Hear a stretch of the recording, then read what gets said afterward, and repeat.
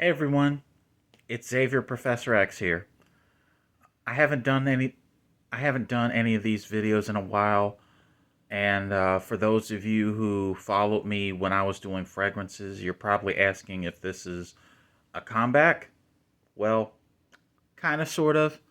I figured I owe it to you since it's the holidays, so without further ado, I just wanted to uh, list to you and show you my top 10 most worn fragrances for this fall and winter for this year. So let's get started.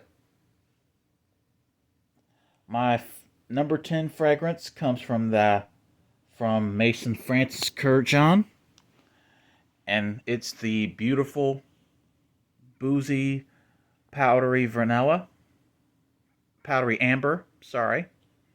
And that is none other than Grand Soir by Mason Francis Kurkdjian. Gorgeous fragrance, highly compliment getter. Uh, Definitely suggest that you try it out at your own wish. My, num- my number 9 fragrance comes from Carolina Herrera. It's gotten a lot of hate in the community, and I don't quite understand, but I enjoy it. My only issue is the performance, and that is none other than Carolina Herrera's CH Men Privé. You get booze, you get tonka, vanilla, all the good stuff that's in a great designer fragrance.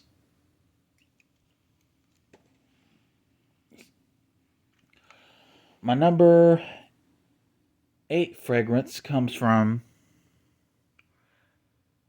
Anku Tall. It is a fragrance that I have to make a shout out to my man Sebastian over at the Perfume Guy. He turned me on to this. It's amber, immortelle, and cinnamon, and it is none other than Sables.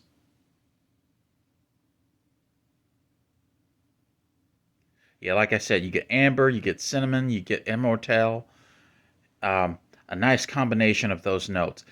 It's a bit, I would say this is the most mature of everything that is in this list. So um, make sure you try a sample of it. Uh, Definitely a green light for me, but it may not be a green light for everybody, especially if you're a younger person.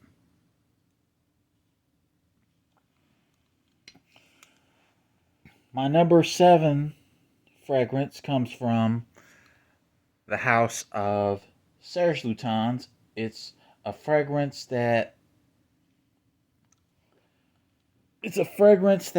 I would classify as the slept on, forgotten all star, and that is none other than Chergui. You get tobacco, hay, honey, rose, and incense. Gorgeous fragrances. It's one of those fragrances that I actually wear for myself when I don't care about who I'm trying to please, if anybody. So, Serge Lutens Chergui coming in at the number 7 spot. Pardon me if I'm rusty, and pardon me of the shadow. My number 6 fragrance comes from the house of Flores. Um, it's a fragrance that Daver and Sebastian turned me on to with their review of it, and that is none other than Flores Honey Oud. One of the easiest, most pleasant honeys and the most smoothest honeys fragrances to wear. You get honey, you get rose, you get a couple other notes that's very well blended and very smooth.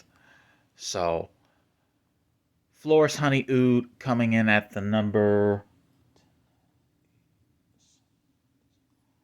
6. Number 5 fragrance is a niche fragrance that is true and near dear to my heart because I'm not a big fan of rose fragrances, but this one is done to perfection. You get rose, you get lime, I believe you get incense and a little bit of nutmeg. And that is none other than, I call this the Christina Hendricks of the fragrance game because I can imagine her wearing this to the Oscars, and that is none other than Amouage Lyric Man.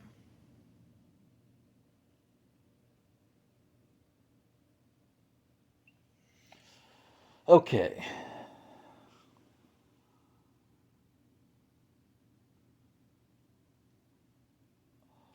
All right. We're down to the number 4 spot. Number 4 fragrance comes from Jacques Borlone. It got quite a bit of hype, and now it's getting a bit hard to find. Um, I don't remember the notes, but it's a very good fragrance nonetheless. I'm talking about Jacques Borlone.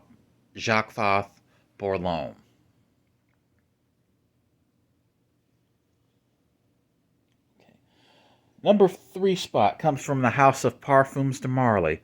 And you know, guys, if you followed my channel throughout the years, you know I'm a big Parfums de Marly fan. You get honey, cinnamon, a little bit of Immortelle, I think a little bit of osmanthus too. It's none other than Ojan.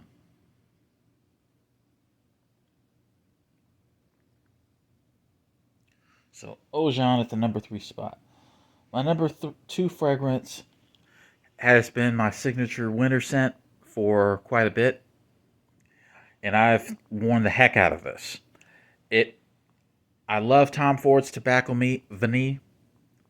I'm sorry. I love and truly adore Tom Ford's Tobacco Vanille, but I can't afford it because of my budget. And this one's a little more affordable. I am referring to Fate. It's from the House of Faydon. It is none other than Tabac Rouge.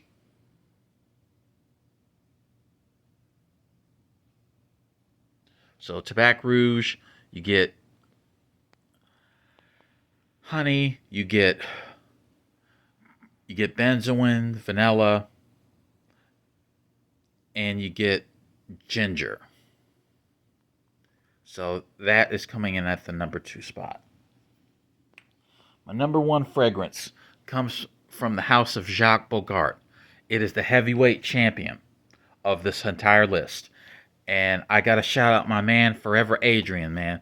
If you're watching, this is for you, man.